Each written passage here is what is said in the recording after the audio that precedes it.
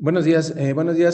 Son las 7 en punto del día 12 de enero del año 2026 y vamos a iniciar con nuestra sesión clínico-neuropatológica del día de hoy. Y pues como siempre, quienes participan en el trabajo, análisis, discusión y elaboración de esta sesión son los residentes de neurocirugía que rotan en nuestro servicio. El día de hoy, pues en realidad debería de ser una sesión interinstitucional debido a que participan un residente del ISSSTE a quien presentaré ahora. Bueno, en esta presentación va a participar la doctora Nelmi Lourdes Pérez Elizondo, residente de cuarto año de neurocirugía de este hospital, Centro Médico Nacional Siglo XXI, Hospital de Especialidades. El doctor Cristian Flores Ruiz, residente del mismo año y también de este mismo hospital. Y el doctor Luis Manuel Torres Manríquez, residente de cuarto año de neurocirugía del Hospital ISSSTE Tultitlán. Eh, Cuando ellos tomaron esta fotografía para esta portada y me pareció muy peculiar la foto porque generalmente los residentes de neurocirugía cuando rotan aquí, una de las frases que les digo es que aquí dejan de ser residentes de neurocirugía y son residentes de patología. Y bueno, la idea es que pues procesen los casos, los aborden con este perfil anatomopatológico para enriquecer su formación. Y bueno, esta presentación y este trabajo lo hacemos en nuestro servicio de neuropatología del Hospital de Especialidades del IMSS. Las especialidades tanto de anatomía patológica como de neurocirugía en este hospital son avaladas por la Facultad de Medicina de la UNAM y esta presentación es gracias al apoyo de la Secretaría de Ciencia.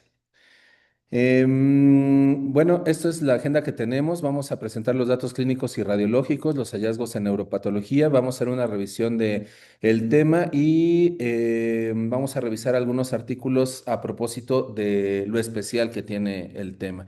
Espero nos dé tiempo para hacer algunas preguntas, comentarios al final. Vamos a empezar con los datos clínicos y radiológicos por el doctor Cristian Flores Ruiz.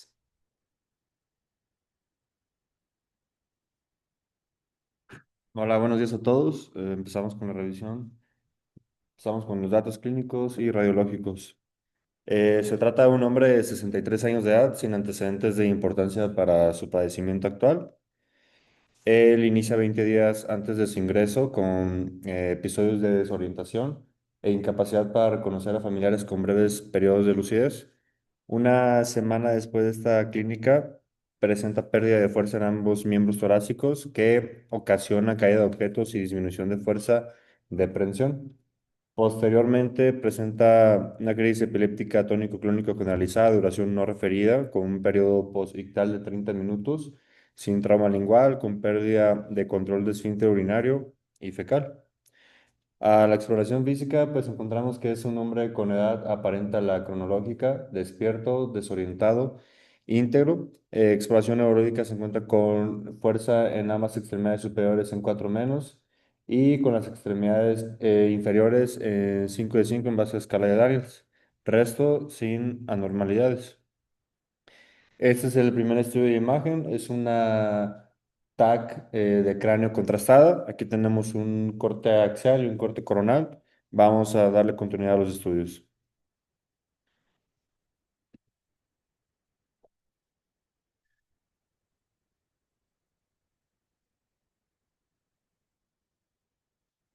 Bueno, lo importante aquí es mencionar que se trata de una lesión en el sistema nervioso central que es supratentorial, que tiene un componente intraaxial que afecta a ambos lóbulos frontales, al cuerpo calloso, este giro del cíngulo también que tiene, como ustedes pueden ver aquí, a la aplicación del medio de contraste, tiene un realce que es heterogéneo, el cual no es un realce tan ávido como podría esperarse, pero sí tiene un realce heterogéneo, el cual en el centro de la lesión o en la mayor parte de la lesión se ve de característica hipodensa y en la periferia se ve que tiene un realce leve en relación a hiperdensidad. Si vemos el mayor componente de esta lesión es en el lóbulo frontal derecho y podemos ver cómo se comunica esta lesión por medio del cuerpo o a través del cuerpo calloso, ¿sí? Esto causa que haya compresión de las astas frontales de los ventrículos laterales y también se observa que hay edema perilesional importante, sobre todo el predominio del lóbulo frontal derecho. Vamos a ver la secuencia coronal. Igual vemos una lesión irregular que predomina en el lóbulo frontal derecho, que tiene un realce heterogéneo, el cual no es un realce ávido, que se caracteriza por la mayor parte de la lesión por hipodensidad.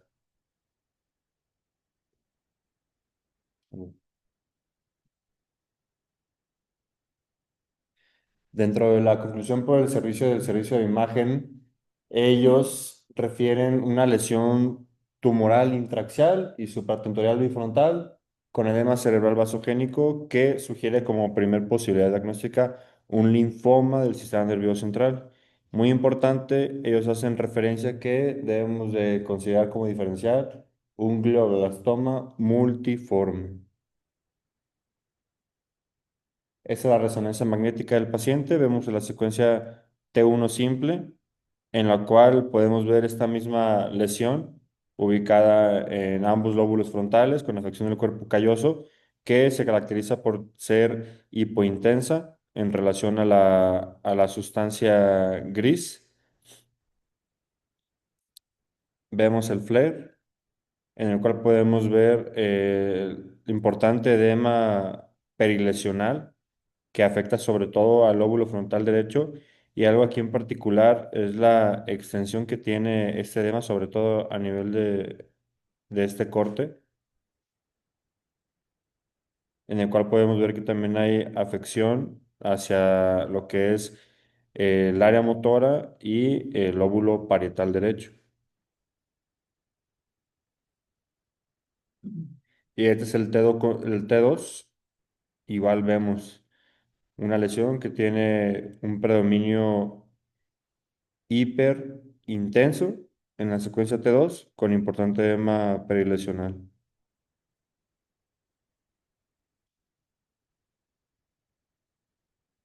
Esta es la resonancia magnética contrastada. Aquí el paciente lamentablemente se movió un poco, pero podemos ver que a la aplicación del medio de contraste, el realce principalmente es en la periferia de la lesión y podemos ver que el centro es heterogéneo, pero con un predominio de hipointensidad. Y podemos ver claramente cómo hay afección bifrontal y del cuerpo calloso, así como la compresión del sistema ventricular, de las astas frontales, de las astas laterales de los ventrículos. Y podemos ver en esta secuencia sagital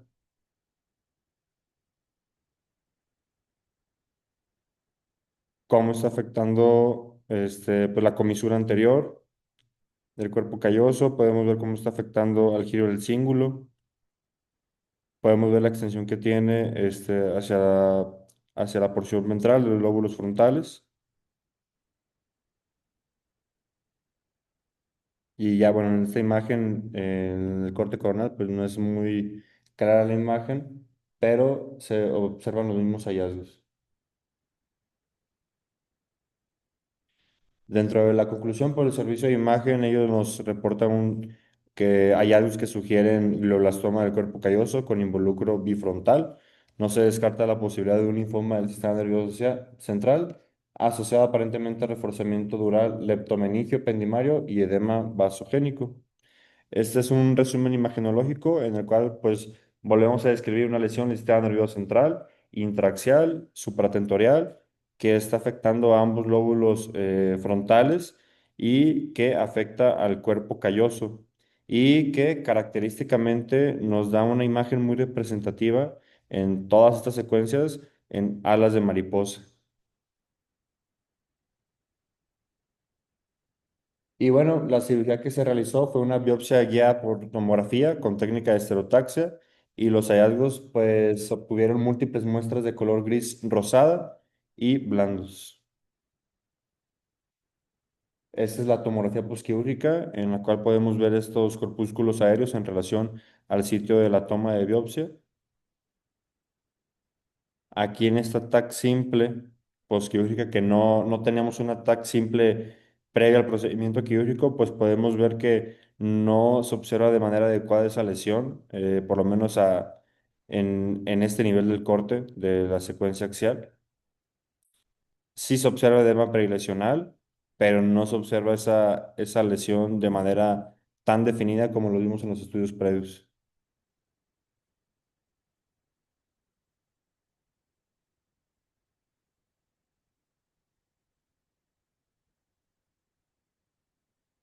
Muchas gracias, Cristian. Bueno, les voy a mostrar los hallazgos anatomopatológicos de este caso y para eso le voy a pedir a la doctora Daniela Lúa, quien es residente de primer año de anatomía patológica, que me ayude a describir los especímenes macroscópicos y las características histopatológicas. Lúa, ¿puedes venir para acá, por favor? Ayúdame por favor a describir, vamos a describir los casos.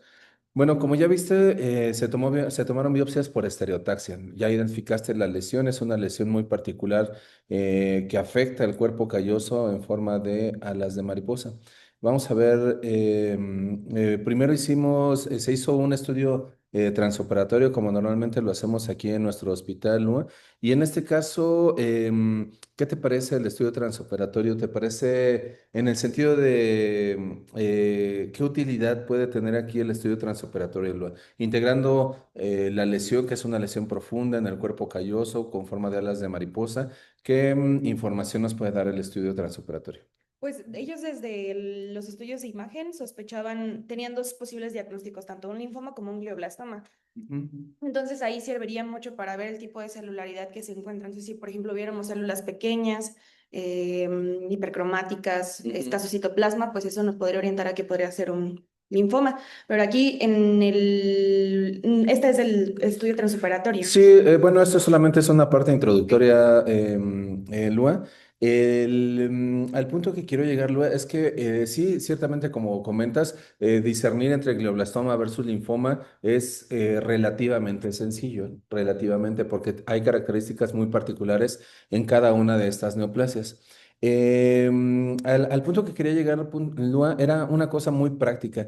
Es decir, que el estudio transoperatorio está como muy bien indicado en estos especímenes, en estas lesiones que son muy profundas porque en ocasiones puede que la biopsia, como es una biopsia estereotaxia y en un sentido estricto es una biopsia incisional, puede que no estemos en una zona representativa de la lesión. Entonces, por lo menos informar al equipo neuroquirúrgico que el tejido es adecuado y que puede ser óptimo para diagnóstico final posterior, pues eso ayuda mucho. Y claro, también podemos emitir el diagnóstico transoperatorio como lo proponías hace un momento.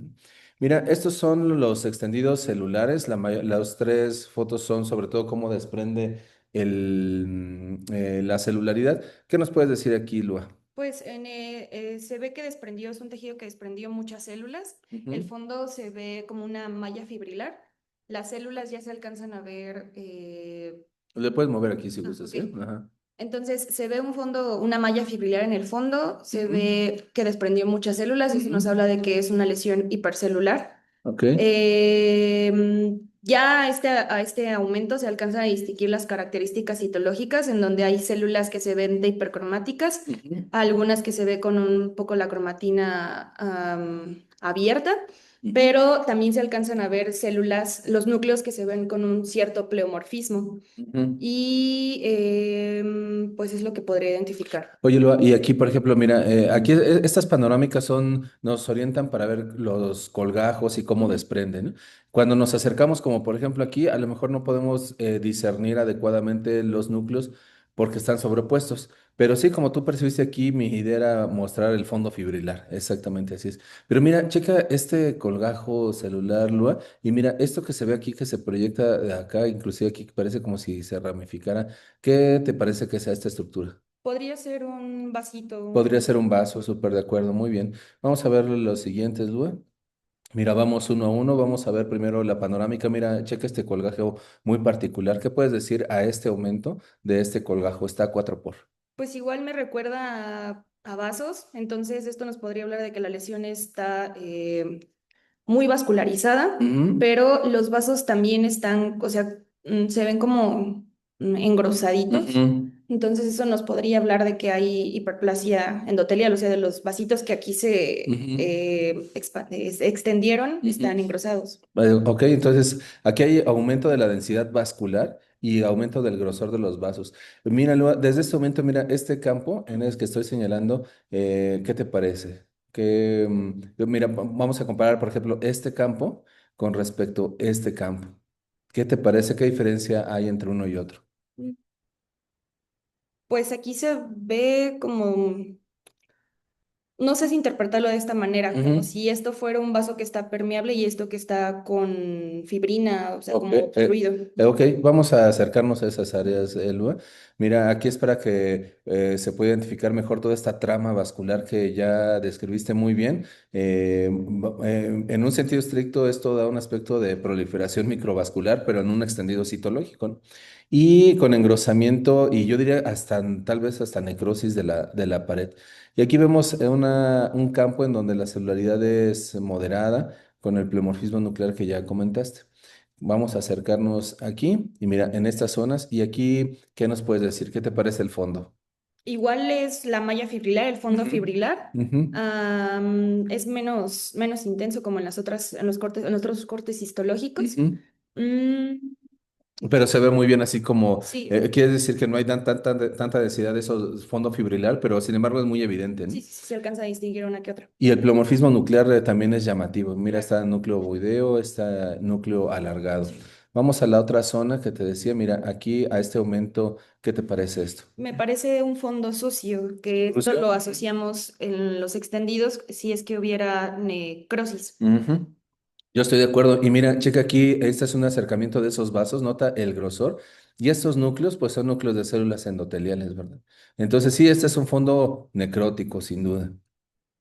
Estos son otros campos. Esto era en los colgajos, Lua, y estos son en donde están un poco más separados. ¿Qué nos puedes decir aquí en general? Igual encontramos el fondo fibrilar, la hipercelularidad, las células, los núcleos que se ven de aspecto pleomórfico, Ujú, algunos hipercromáticos, ovoides, fusiformes, y también se alcanza a distinguir, bueno, más bien persiste el fondo necrótico. ujú, Hay incluso algunas células que tienen, ya a mi parecer, parecen de aspecto anaplásico, como esta que ujú. está aquí, que tiene un núcleo muy grande. Ay, No te preocupes. Ajá. un núcleo muy grande, Ujú. a expensas, una relación aumentada de la relación núcleo-citoplasma a expensas del núcleo. Mm, Y pues, ¿qué más? Pues ya. Listo, de acuerdo. Muy bien, Lua. Pues entonces ahora estás en este transoperatorio, Lua, con esta lesión en el cuerpo calloso con aspecto en alas de mariposa, con que se trata de un hombre de 63 años y con las características citológicas que viste. ¿Cuál es tu diagnóstico transoperatorio? Glioblastoma. Glioblastoma, pues eso fue lo que yo diagnostiqué, Lu. Entonces, sí, podemos descartar con esta morfología linfoma, ¿verdad? Entonces, glioblastoma es una neoplasia con diferenciación glial astrocítica. Vimos la proliferación microvascular ahí. Vamos a ver ahora lo que nos enviaron tus compañeros. Y mira, estos son los fragmentos. Ahí está la medida en conjunto, 1.5 por 1.3 por 0.2 centímetros. Como sabes, las biopsias por estereotaxia salen como pequeños cilindros, ¿no?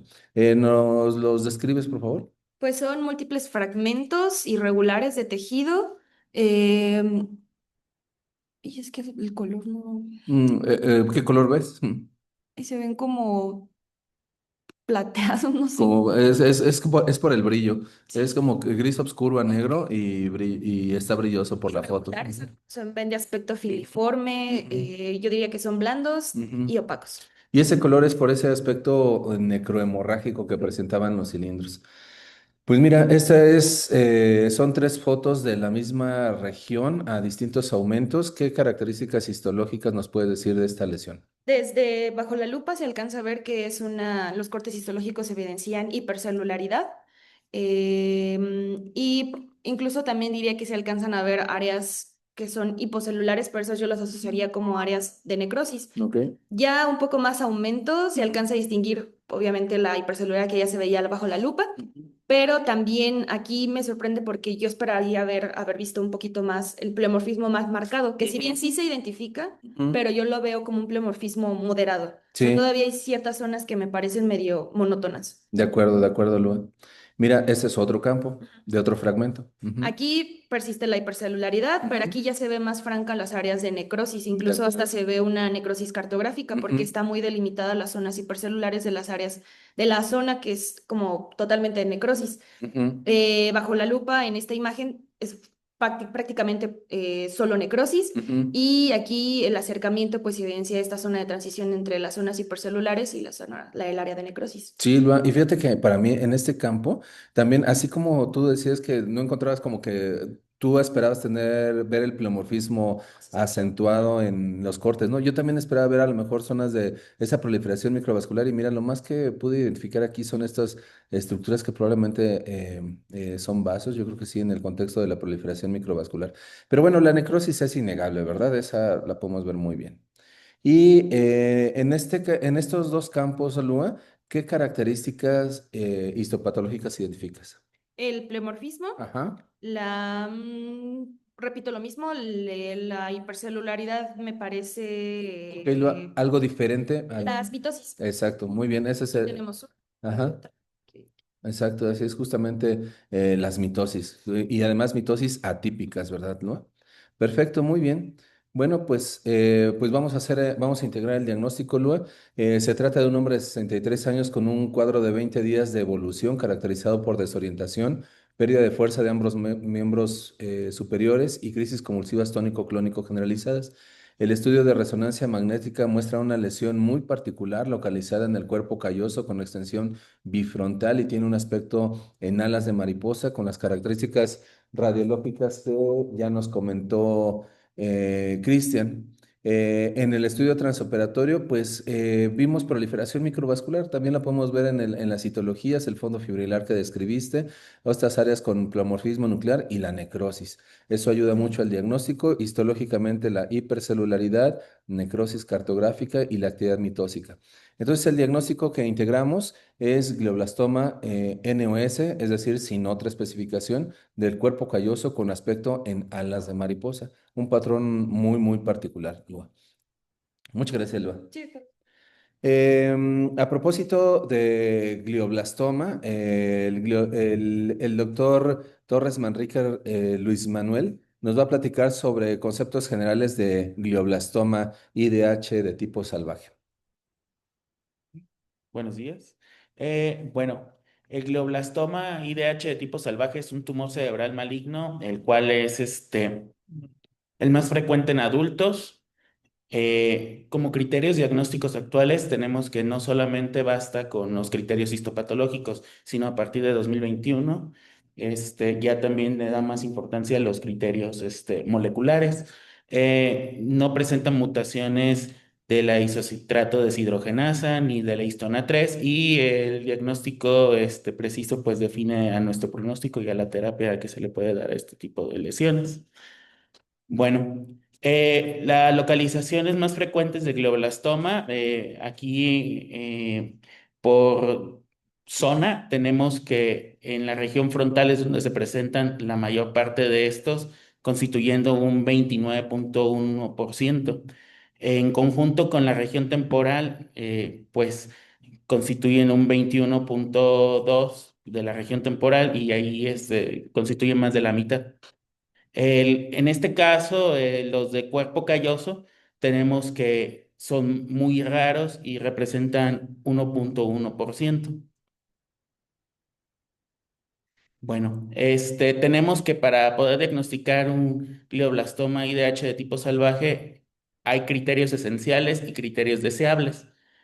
Como criterios esenciales tenemos que es un glioma astrocítico difuso, con IDH y la histona 3 de tipo salvaje, es decir, no mutados, con la presencia de uno o más de las siguientes características: proliferación microvascular, necrosis, mutación del promotor del TERT, amplificación del gen, del receptor de factor de crecimiento epidérmico. y alteraciones en el número de copias cromosómicas, con ganancia del cromosoma 7 y de lesión pérdida, perdón, del cromosoma 10. Como criterios deseables tenemos que hay un perfil de metilación del ADN del glioblastoma, eh, y pues esto le confiere un grado 4 de la OMS. Y bueno, vamos a tener que, como características radiológicas, tenemos que en la tomografía vamos a presentar un realce en anillo cuando esta es contrastada, con un fondo que puede ser heterogéneo. Y asimismo tenemos que en el T1 contrastado con gadolinio tenemos el mismo realce en anillo con captación del medio de contraste de manera heterogénea. Asimismo, el T2 flare vamos a tener una lesión hiperintensa con edema vasogénico circundante a la misma. Y bueno, en el DWI vamos a tener un aumento de la intensidad, una hiperintensidad a nivel de la región sólida del componente sólido, perdón, de la lesión. Y en el ADC tenemos que va a estar alto en las regiones necróticas de la lesión. Glioblastoma suele ser grande en el momento de diagnóstico. Tenemos dos patrones de crecimiento del mismo: multifocal, que es decir, pues focos conectados por señal anormal de sustancia blanca, es decir, van a estar conectados por un tracto de sustancia blanca, y multicéntricos, que es sin esa conexión visible. Y a nivel de la espectroscopía vamos a tener que van a ser lesiones altas en colina y lactato y en lípidos, y con un N-acetilaspartato, perdón, y un mioinositol disminuidos, con un flujo cerebral elevado. Y bueno, a nivel macroscópico vamos a tener que se va a apreciar una lesión de componente sólido aquí a este nivel en la región temporal, la cual se observa con una coloración xantocrómica y con bordes alrededor necrótico. Asimismo, se observa un puntilleo en la zona de edema, el cual va a estar asociado a microimplantes.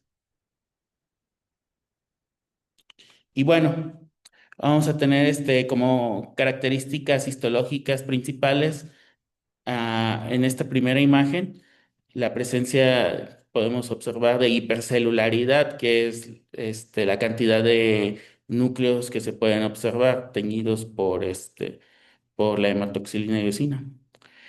Lo mismo a nivel de la segunda imagen, tenemos una región hipocelular, la cual podemos observar, la cual es consistente con necrosis. En la tercera imagen tenemos una imagen con también hipocelular, donde podemos observar las paredes de un vaso con un contenido de acelular, el cual se puede observar aquí, consistente con una trombosis.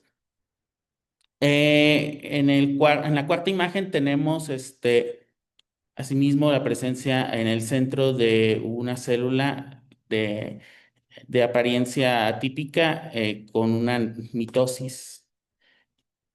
Tenemos en la quinta imagen, una célula gigante, la cual podemos observar que es multinucleada y es de un tamaño muy superior al resto. La necrosis empalizada es una zona hipocelular, o básicamente celular, rodeada por una zona hipercelular, como podemos observar aquí a la periferia. Y la proliferación microvascular es toda esta zona donde podemos observar vasos de neoformación, como podemos observar aquí con los eritrocitos dentro. El pleomorfismo es la característica de tener la variación de la morfología de múltiples núcleos y los cuerpos de Scherer van a ser pues aquí van a tener agregados subpiales, es decir, debajo de la pía, que es esta franja que podemos observar. Bueno, el glioblastoma IDH de tipo salvaje tiene diversos subtipos: el glioblastoma epiteloide, el gliosarcoma y el glioblastoma de células gigantes. El glioblastoma epiteloide va a consistir de células gigantes epiteloides que van a simular un carcinoma metastásico. Aquí tenemos cómo estas células van a ser de tipo cuboide y se van a asemejar a un epitelio. Vamos a tener que la expresión de proteína glial fibrilar puede ser escasa. La mutación del BRAF B600E es frecuente en algunos casos y el pronóstico generalmente es pobre pese a heterogenicidad. El gliosarcoma es un tumor bifásico, el cual va a tener un componente glial y un componente sarcomatoso. Va a surgir por metaplasia mesenquimatosa de la glía y el componente glial va a expresar proteína glial fibrilar, mientras que el componente sarcomatoso va a perder esa expresión. Y la amplificación del gen del receptor del factor de crecimiento epidérmico pues es infrecuente. Y el glioblastoma de células gigantes es una variante rara con células gigantes multinucleadas y pleomórficas. Como podemos observar, su morfología es bizarra. Las frecuentes mutaciones del TP53 le confieren una inestabilidad genómica y el pronóstico es posiblemente mejor que el glioblastoma convencional. Y bueno, el tratamiento de estas lesiones va a consistir de dos modalidades: de la cirugía, donde el objetivo que tenemos al realizar la misma es conseguir la mayor tasa de resección posible. Lo que buscamos pues es el 100% de la resección y el tratamiento no quirúrgico consiste de radioterapia y de la quimioterapia.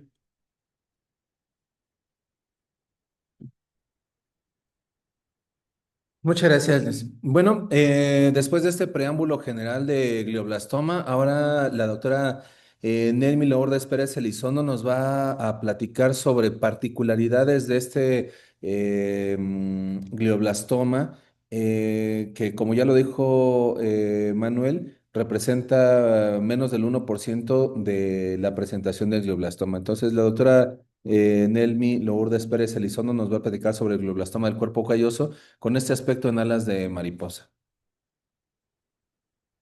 Muy bien, buenos días.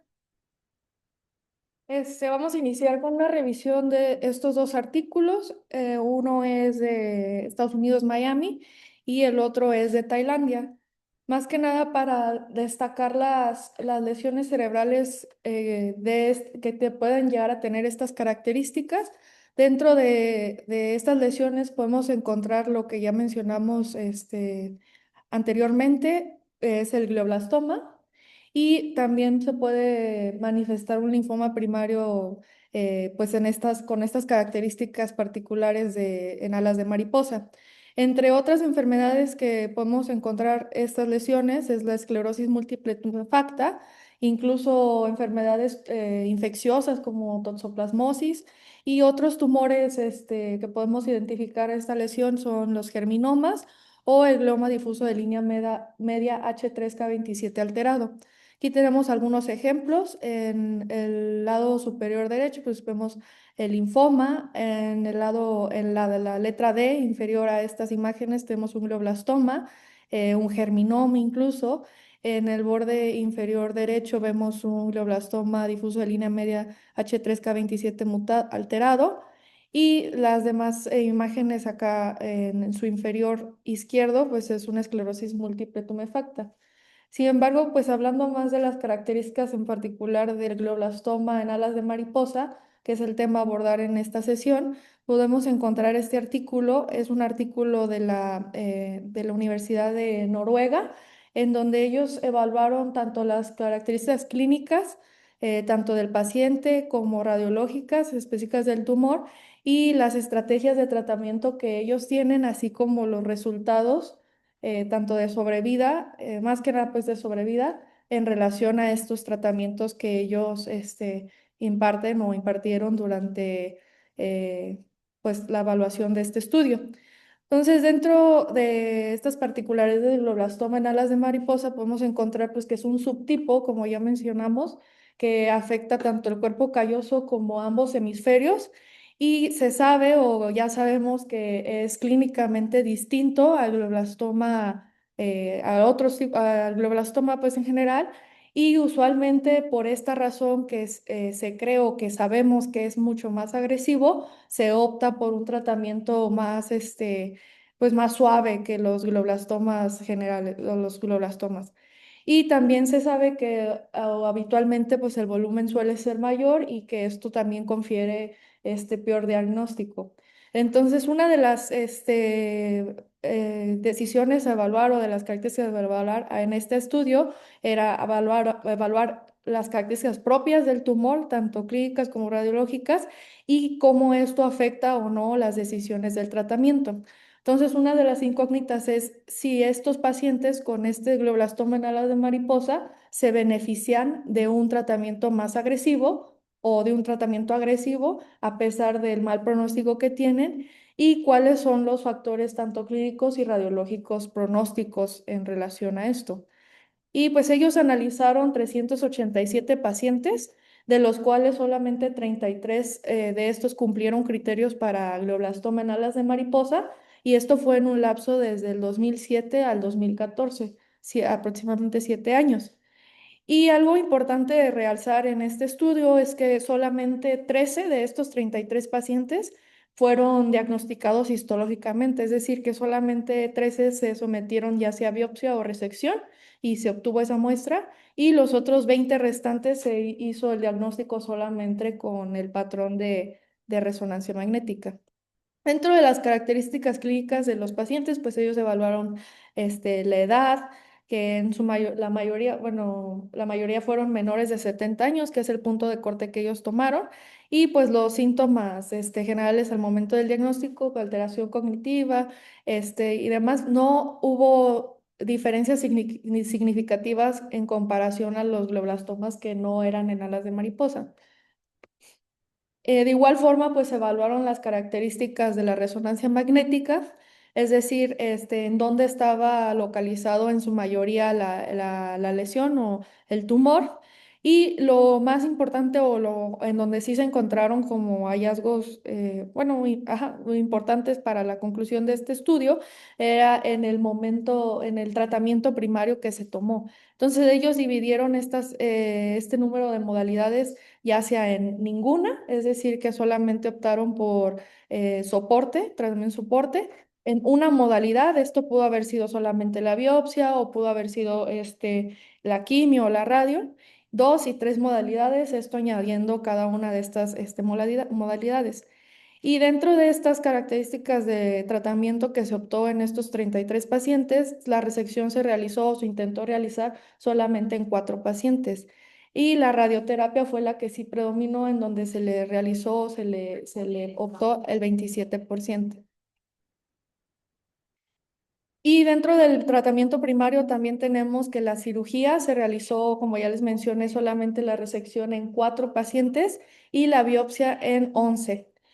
Dentro de la quimioterapia, si acá conocemos, pues el protocolo STUP solo se realizó en 8 pacientes y se optó por una quimioterapia menos intensiva en 19 pacientes y pues ninguna en 6 pacientes.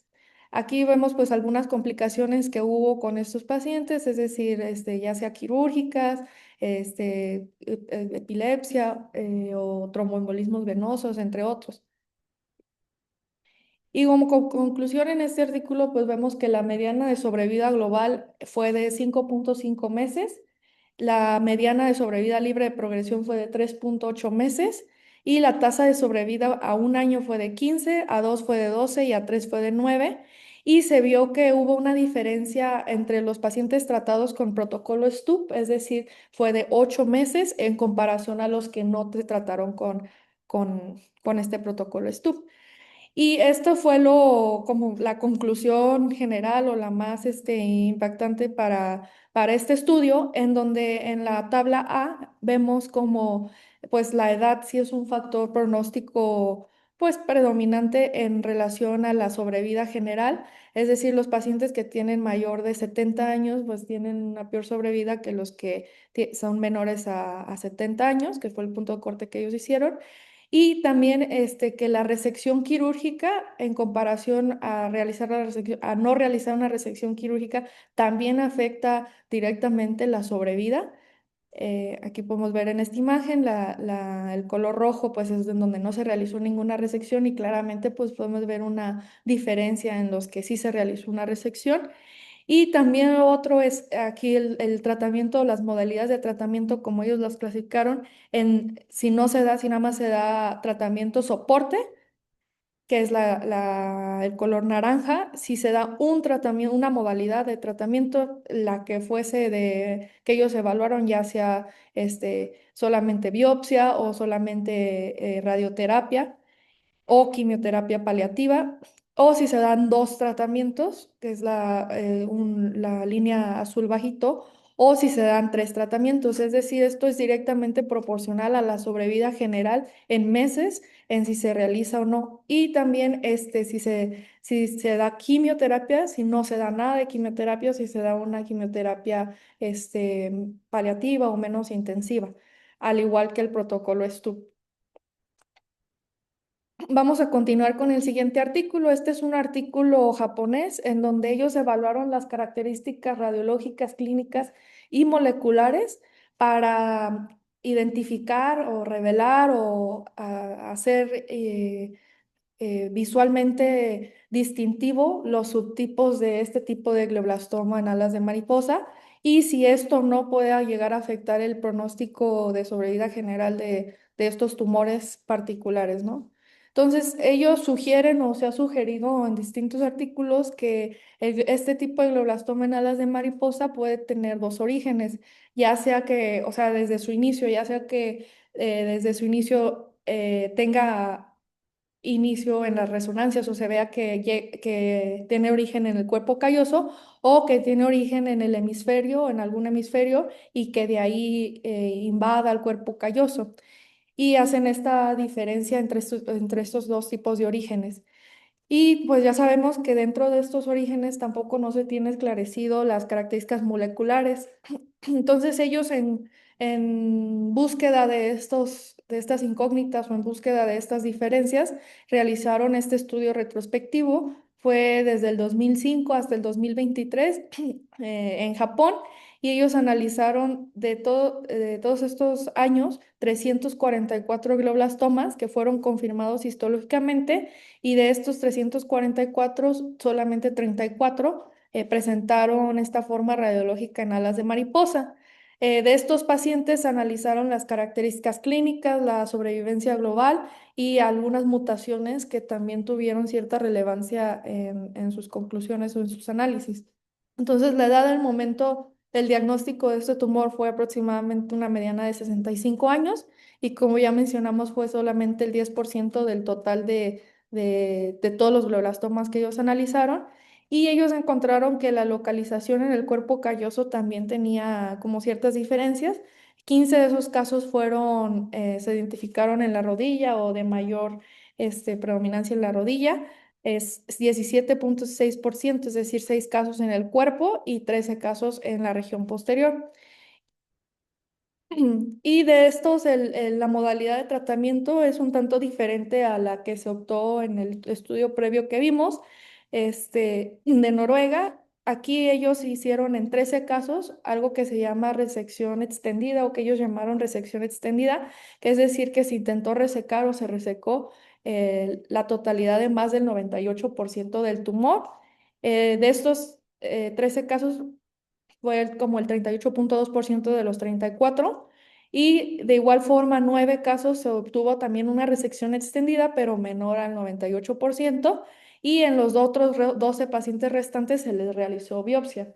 Si ven a todos los pacientes de la totalidad pues, de su N, se les realizó alguna modalidad quirúrgica. Y en su mayoría, o bueno, más del 50% realizó o se le intentó realizar una resección. Aquí vemos unas características radiológicas de los pacientes que ellos evaluaron, nada más para realzar la localización pues, de los tumores, de estos tumores. Y lo que ellos encontraron, o lo primero, lo más, dentro de lo más importante, es que sí hubo una diferencia significativa en la sobrevivencia global en relación a la biopsia que se le realizó a los 12 pacientes en relación a la resección de tumor, ya sea la resección extendida de más del 98% menor a esto, pero sí hubo un cambio significativo en relación a si solamente se le realizó la biopsia, a si se le realizó una resección extendida. Dentro de los hallazgos moleculares que ellos encontraron que el 19 pacientes, es decir, 55% de estos tumores, o sea, en general de los 34, tuvieron mutación del promotor del TERT y 21, es decir, 61%, tuvieron metilación del promotor MGMT. También se encontraron otras alteraciones en el número de copias, dentro de ellas pues el EGFR, PTN, entre otros. Y no hubo mutaciones, como ya sabemos, del histón A3 o del BRAF. Aquí vemos un esquema, un oncoprint o una huella oncológica del glioblastoma en alas de mariposa, en donde de igual forma realzamos esta mutación del promotor del TERT, así como la mutación del el MGMT. Y la modalidad del tratamiento, si vemos lo naranja, es pues la biopsia, que fue en la minoría de los pacientes, a diferencia de que si se le realice radio y temozolomida o radioquimio y aparte pues la resección. Bueno. Ahora, en esta misma línea de pensamiento de ver de qué origen es este glioblastoma en alas de mariposa, ellos optaron de manera inicial por evaluar imágenes radiológicas de forma secuencial, es decir, antes del diagnóstico, es decir, al momento del diagnóstico, cómo era la imagen, y de ahí partir para determinar si era de un origen en el cuerpo calloso o si era del origen hemisférico y que después invadía el cuerpo calloso. Sin embargo, ellos encontraron solamente o pudieron obtener de los 34 pacientes cuatro, cuatro imágenes de ese diagnóstico inicial, en donde pues aquí las tenemos, esta es la A, y en su mayoría pues se encontró que eran lesiones, o sea, de esas cuatro, tres fueron lesiones hemisféricas que después invadieron al cuerpo calloso, y una, que es esta imagen, la D, la inferior, una de ellas sí se pudo como evaluar que era del origen del cuerpo calloso y que después invadía al hemisferio. Entonces, en esta misma línea de pensamiento, pues sí, ellos continuaron con esta idea de que sí pudiese subdividirse el glioblastoma en alas de mariposa entre el origen del cuerpo calloso o origen hemisférico. Entonces, lo que ellos optaron por hacer con esta N de 34 pacientes, hicieron una evaluación del volumen total de la resonancia que sí se tenía, y se realizaba como una evaluación del tumor, del volumen del tumor que se encontraba en el cuerpo calloso, y se hacía como un ratio, un índice en relación a lo que no se encontraba en el cuerpo calloso. Es decir, lo que predomina en el cuerpo calloso menos lo que no predomina, que está fuera en los hemisferios. Y ellos tomaron un punto de corte de 40-50%, puesto que esto sí se relacionó con la sobrevida global, y esto lo evaluaron en los 34 pacientes. Dentro del este mismo análisis que se hizo del volumen total de los pacientes, ellos determinaron que 15, es decir, 44,1% del total de los pacientes eran de origen de cuerpo calloso, y 19, los otros 19, es decir, 55%, eran de origen hemisférico. Y pues con esta conclusión de este volumen total de los tumores, hicieron ciertos análisis para evaluar si había alguna diferencia entre el origen del cuerpo calloso o origen hemisférico. Y se encontró que los de origen de cuerpo calloso, acorde a lo que ellos concluyeron, pues, o se estimaron, tenían peor pronóstico que los de origen hemisférico, así como que la mayoría o casi la totalidad de los de origen de cuerpo calloso tenían el MGMT no metilado. Y pues aquí vemos esta tabla en donde vemos una P significativa en relación a la sobrevida global de los del cuerpo calloso con los de el MGMT no metilado. Y esto también se evaluó en relación a las cohortes, en donde de igual forma evaluaron que la sobrevida global en relación a los del cuerpo, a la identificación de los del cuerpo calloso con los hemisféricos, tenía pues un impacto general en el que sí los del cuerpo calloso tenían peor pronóstico que los hemisféricos. De igual forma se evaluó como el oncoprint o la huella oncológica de y se subdividieron en los del origen de cuerpo calloso y los de origen de cuerpo hemisférico, en donde de igual forma se realzó o tuvo significancia en esto del el MGMT no metilado y de igual forma, como ya mencionamos, de la mutación del TERT, que esta fue se identificó más, un 73% en los del origen del cuerpo calloso, pero sin embargo no fue tan significativa como el MGMT, pero sí se vio que se presentó en menor cantidad, es decir, un 42% en los de origen hemisférico. Y pues dentro de la modalidad del tratamiento, si bien ellos optaron también por una biopsia por estereotaxia, en pues un poco más en los del origen del cuerpo calloso en relación a los del tipo hemisférico que solamente fue en un paciente.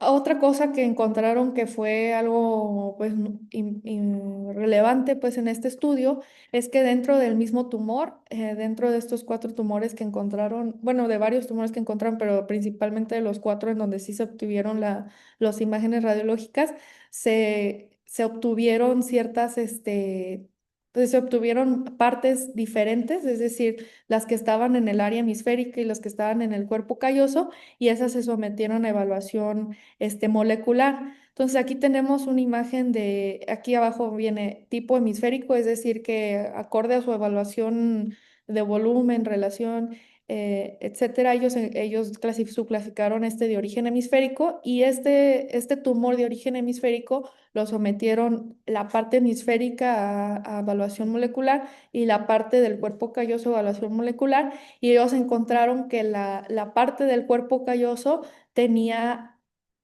alteraciones moleculares génicas extras a si solamente se toma una muestra del área hemisférica. Y esto pues cobra relevancia porque es el mismo tumor que pues sí, a lo mejor inició en la forma hemisférica, pero esto nos habla de que en cuanto toca pues el cuerpo calloso se agregan como automáticamente pues estas otras mutaciones. De igual forma se encontró esto en varios tumores, es decir, este es un caso, acá abajo tenemos otro caso de igual de origen hemisférico, en donde se ve pues se toma una muestra de esta área hemisférica y se toma un área del área del cuerpo calloso y de igual forma se identifican otras mutaciones, o sea, es decir, que no fue un caso solamente aislado. A diferencia de los tumores que solamente son de origen del cuerpo calloso, de igual forma se tomó, pues, pues sí, muestra molecular del cuerpo calloso y del hemisférico. Sin embargo, en los de origen del cuerpo calloso no se encontró, pues, esta diferencia de molecular en relación en el mismo tumor. Estos son del origen del cuerpo calloso. Este es otro ejemplo de estos de origen del cuerpo calloso, en donde de igual forma se tomó la muestra del cuerpo calloso, del hemisferio, y de igual forma no se encontró esta diferencia molecular en el mismo tumor en relación a los de origen hemisférico. Entonces, algunas perlas que podemos rescatar de estos artículos y de esta sesión es que los glioblastomas en alas de mariposa sí se pueden subclasificar en dos, es decir, de los de origen hemisférico y de origen del cuerpo calloso.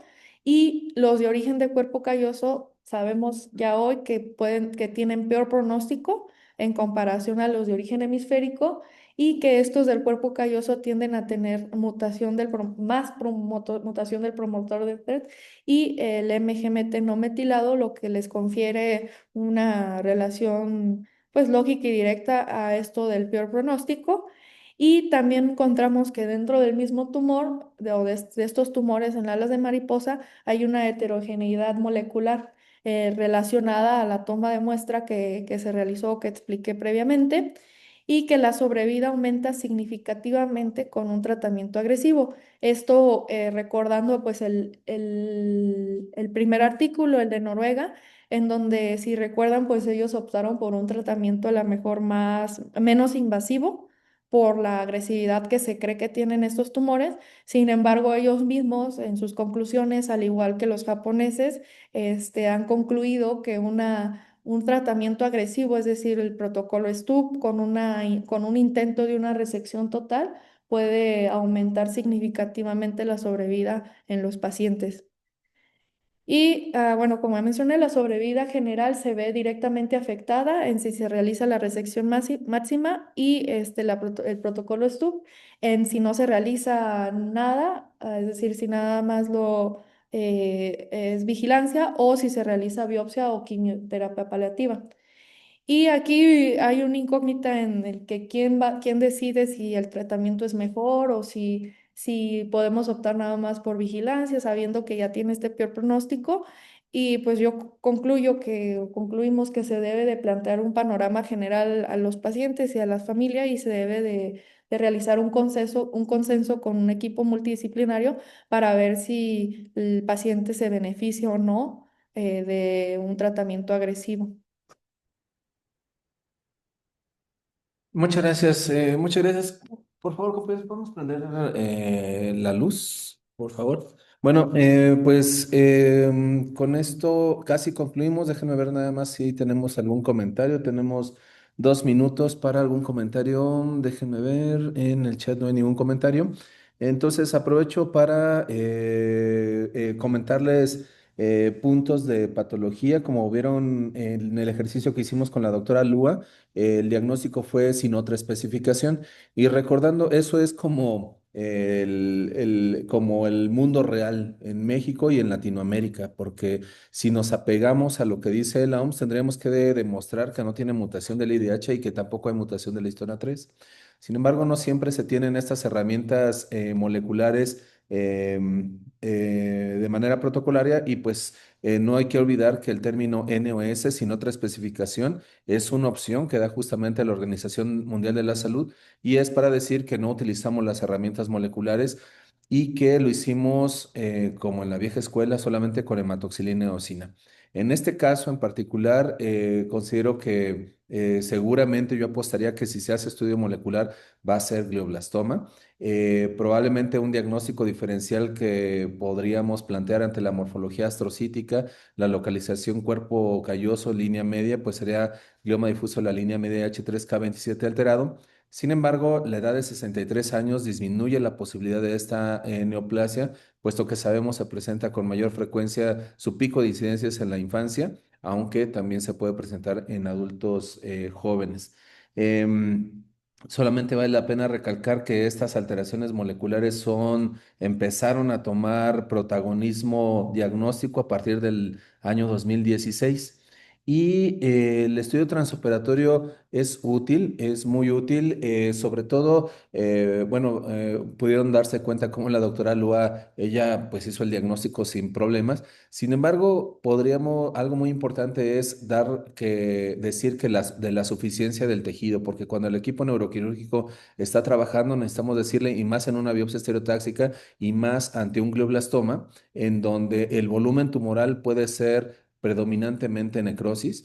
Puede que veamos necrosis en la biopsia incisional, en la biopsia por estereotaxia. Entonces, si vemos necrosis, pues tendremos que informar al equipo neuroquirúrgico que esa muestra no es representativa de la lesión y que necesitamos más tejido o biopsia de otra área para poder documentar la muestra.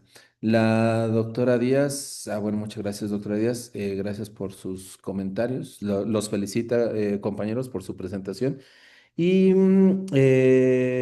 algo muy particular de la revisión que hizo la doctora Nelmi fue que estos glioblastomas de cuerpo calloso, por ese simple hecho topográfico, son de mal pronóstico. Algo muy particular es que tienen metilación del MGMT, un porcentaje importante de ellos, y a pesar de eso, son de mal pronóstico.